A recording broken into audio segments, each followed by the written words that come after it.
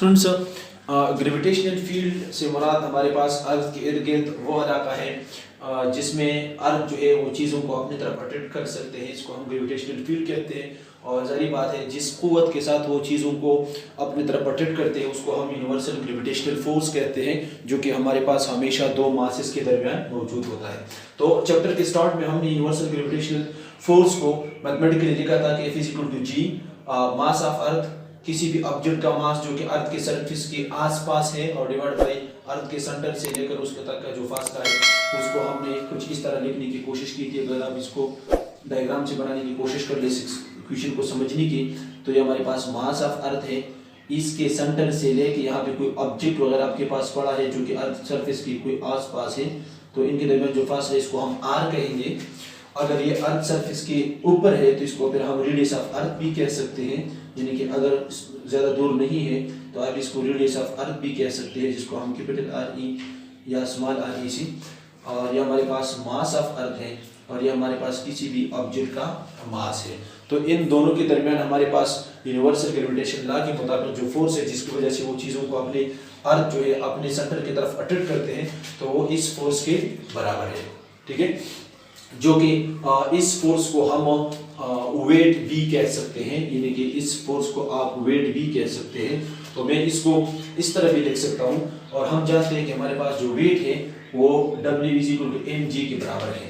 ठीक है, वजन जो होता है वो हम जानते हैं कि हमारे पास W जो है वो mg के बराबर है। m मतलब किसी भी ऑब्जेक्ट का मास और g का मतलब है gravitational acceleration, also called gravitational field strength. ठीक है, इंशाल्लाह हम इसके ऊपर बहस करेंगे थोड़ी देर बाद। तो यहाँ पर अगर आप देख लें W = mg, तो जाहिर बात है कि ये हमारे पास फोर्स है जो कि इस चीज़ के बराबर है। यहाँ पर आप इस फोर्स को, यानी कि यहाँ पे आप इस फोर्स को W भी कह सकते हैं, यानी कि आपके पास फोर्स और वजन एक ही चीज़ है। इसका क्या मतलब है? मतलब अगर आपके कंधे के ऊपर आपके पुष्ट के ऊपर कोई हाथ रखे और वो आपके कंधे के ऊपर जोर लगाए तो आप नीचे की तरफ झुकेंगे। ठीक है, और अगर कोई आपके कंधे के ऊपर कोई वजन वगैरह रखे तो फिर भी आप नीचे की तरफ झुकेंगे। इसका मतलब यह है कि फोर्स लगाने का या आपके कंधे के ऊपर वजन रखने का दोनों एक ही असर होता है। तो हम कह सकते हैं कि फोर्स और वजन एक ही चीज़ है, दोनों का यूनिट भी सेम है, बिल्कुल सेम चीज़ है। तो मैं इस फोर्स को जो कि यूनिवर्सल ग्रेविटेशन लॉ के मुताबिक एक दूसरे को अट्रैक्ट करते हैं, अर्थ ऑब्जेक्ट को अट्रैक्ट करता है, उसको हम उसी ऑब्जेक्ट का वजन भी कह सकते हैं। यानी कि जिस कुव्वत के साथ जमीन इस ऑब्जेक्ट को अपनी मरकज की तरफ खींच रही है, अब इस कुव्वत को मैं इसी ऑब्जेक्ट का वजन भी कह सकता हूँ। जिस तरह हम आमतौर पर अर्थ सरफेस के ऊपर मुख्तलिफ कारोबार जब हम करते हैं, किसी चीज़ का हम जो वेट मालूम करते हैं, तो ये वेट एक्चुअली हमारे पास, ये वजन जो है एक्चुअली हमारे पास यही अर्थ ग्रेविटेशनल अट्रैक्शन है, ग्रेविटेशनल फोर्स है। तो इस वजह से इस फोर्स को मैंने W से डिनोट कर दिया। ठीक है, इसको मैं पहले से जानता हूँ कि W हमारे पास किसी भी ऑब्जेक्ट का मास और g के बराबर होता है। तो अगर आप इसको इसी तरह लिखने की कोशिश कर ले कि अगर ये फोर्स के बराबर है, यानी कि अगर ये फोर्स वेट के बराबर है, यानी कि इस फोर्स, यानी कि इस इक्वेशन का लेफ्ट साइड इस इक्वेशन के लेफ्ट साइड के बराबर है, तो इसका राइट साइड उसके राइट के बराबर होना चाहिए।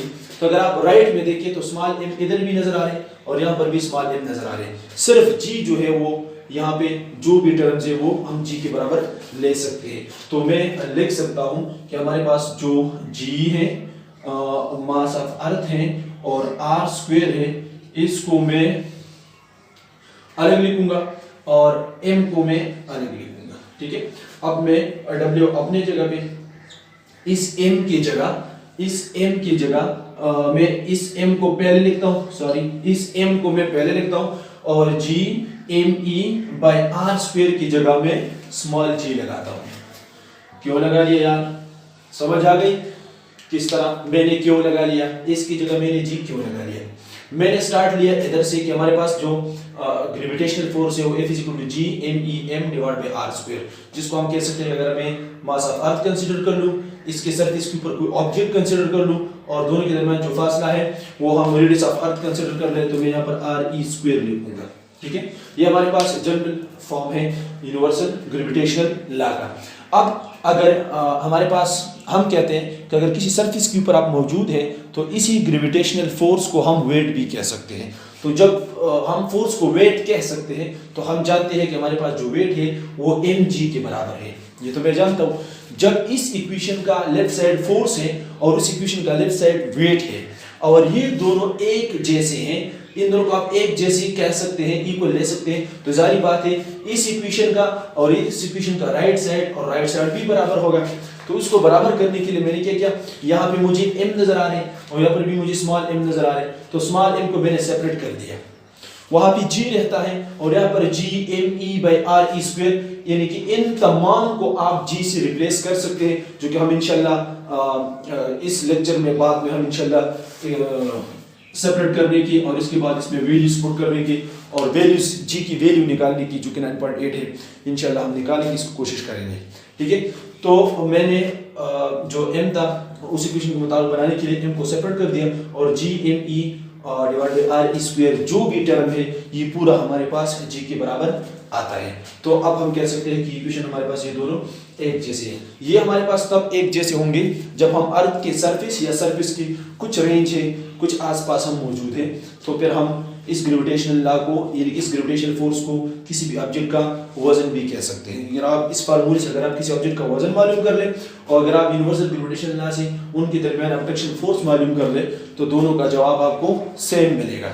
ठीक है, अब यहाँ पे अगर हम मजीद g की वैल्यू जो है ना वो सेपरेट करने की कोशिश कर रहे हैं तो g हमारे पास होगा वेट पर यूनिट मास।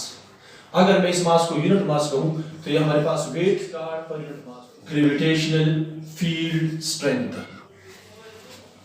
तो g is equal to w by, अगर मैं इस मास को यूनिट मास कहूँ यानी कि 1 किलोग्राम का मास कहूँ तो g को सेपरेट करने के लिए इस पे m पे डिवाइड कर दिया और इस साइड को भी m पर डिवाइड कर दिया, तो g हम अलग लिखेंगे और तो अगर w बाई m नॉट हो जाएगा, m हो जाएगा। तो अगर मैं इस m को स्पेशल मास बना दूं यानी कि एनी मास है, अगर हम इसको यूनिट मास लिखेंगे तो मैं इसको m नॉट से, m नॉट का मतलब होगा यूनिट मास, तो g is equal to w by m naught. इसका मतलब होगा कि हमारे पास किसी भी जगह पे अगर आप g मालूम करना चाहते हैं यानी कि अगर आप ग्रेविटेशनल फील्ड स्ट्रेंथ मालूम करना चाहते हैं कि इस अर्थ का जो अट्रैक्शन स्ट्रेंथ है किसी भी चीज को कितनी कुव्वत के साथ अपनी तरफ अट्रैक्ट करती है, तो इसको हम ग्रेविटेशनल फील्ड स्ट्रेंथ कहते हैं। और जाहिर बात है अगर आप अर्थ के करीब है तो अर्थ आपको ज़्यादा कुव्वत से अट्रैक्ट करेंगे, ग्रेविटेशनल फील्ड स्ट्रेंथ ज़्यादा होगा।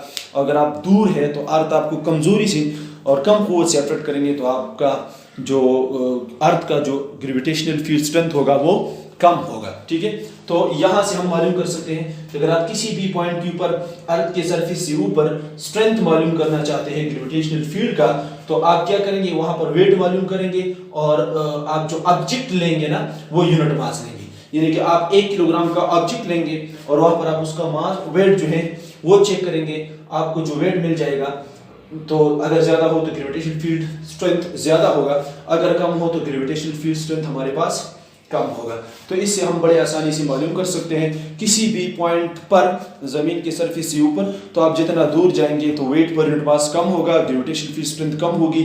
जितने आप अर्थ के सरफेस के करीब होंगे तो जो यूनिट मास आपने लिया है उसका वेट ज्यादा होगा, तो हम कह सकते हैं कि यहाँ पर हमारे पास जो ग्रेविटेशनल फील्ड स्ट्रेंथ है वो ज्यादा है। अगर हम जी की वैल्यू मालूम करने की कोशिश कर ले तो हम इसको यहाँ से भी मालूम कर सकते हैं कि हमने कहा कि यहाँ पर हमने g/r स्क्वायर को g के बराबर लिया है। ये जो ग्रेविटेशनल एक्सेलरेशन है या ग्रेविटेशनल फील्ड स्ट्रेंथ है इसको मैंने यहाँ पर किस चीज़ के बराबर लिया है, g mass of earth divide by radius of earth square, इसके बराबर लिया है।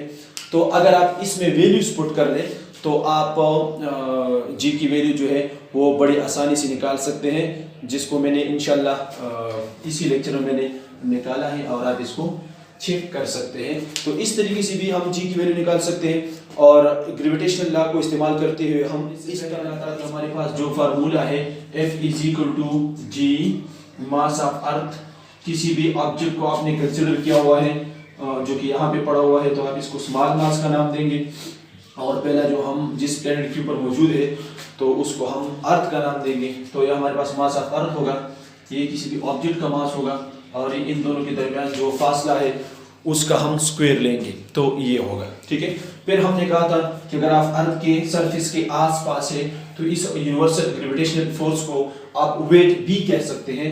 तो इसको मैं W से रिप्रेजेंट करूंगा।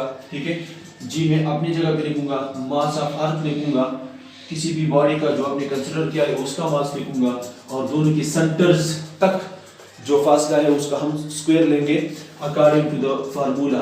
ठीक है, अब हम जानते हैं कि W हमारे पास mg के बराबर है कि अगर आप किसी भी ऑब्जेक्ट का अगर आप मास मालूम करना चाहते हैं, वेट मालूम करना चाहते हैं, तो आप इस ऑब्जेक्ट के मास को g जो कि 9.8 मीटर पर सेकंड स्क्वायर है उससे मल्टीप्लाई करेंगे तो आपको उसका जो वजन है वो आसानी से आप इसको फाइंड आउट कर सकते हैं।